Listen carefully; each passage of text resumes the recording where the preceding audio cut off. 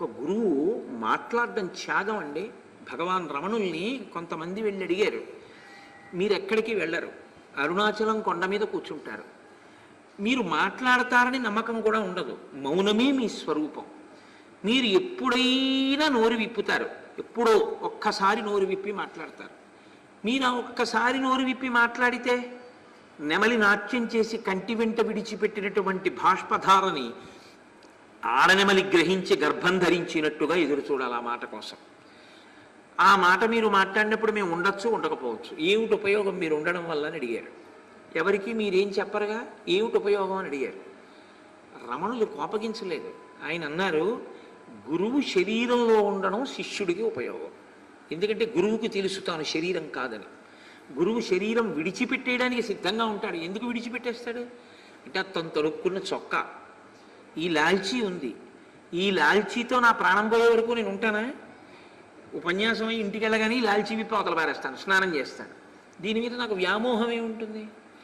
జ్ఞానికి శరీరం మీద కూడా అంతే తక్కువ వ్యామోహం ఉంటుంది. కాబట్టి ఆయనకి శరీరము మీద వ్యామోహం లేదు, కానీ లేదని శరీరాన్ని తనంత తాను వదలకూడదు. ఆత్మహత్య మహాపాతకం. ఉన్ననాళ్ళు ఉంటుంది, ఊడిపోతే ఊడిపోతుంది. కాబట్టి దాన్ని అలా చూస్తూ ఉంటాడు. కానీ ఆయన అలా శరీరంలో ఉంటే ఎవరికి ఉపయోగం?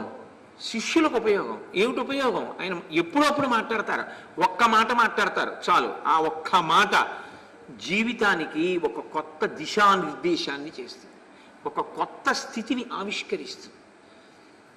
అది ఎంత చమత్కారంగా ఉంటాయంటే వాళ్ళు గురువు మాట్లాడేటటువంటి మాటలు చాలా ఆశ్చర్యజనకంగా ఉంటాయి.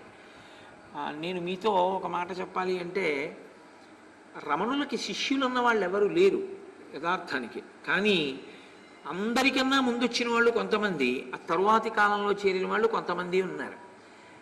ఆయన మధ్యాహ్నం భోజనం చేసిన తర్వాత 1 గంట విశ్రమించి మళ్ళీ వచ్చేవారు.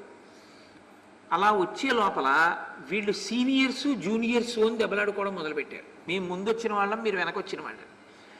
ఒక రోజున ఇద్దరి మధ్య గొడవ పెరిగి 2 గుంపులకి రమణులు మధ్యాహ్న భోజన విశ్రాంతి తీసుకున్న తరువాత వచ్చి కూర్చున్న తర్వాత మనం ఈ గొడవ చెప్పుకుందాం అనుకున్నారు. ఆయనకి తెలియదు, సర్వజ్ఞుడు. ఆయన లోపలికి వస్తున్నారు. ఆశ్రమం కట్టినప్పటి నుంచి కూడా ఓ కుక్క ఉండేది. ఆ తరువాతి కాలంలో ఇంకో కుక్క కూడా లోపలికి వస్తుంది. కొత్త కుక్క వస్తే పాత కుక్క ఊరుకుంటుందా?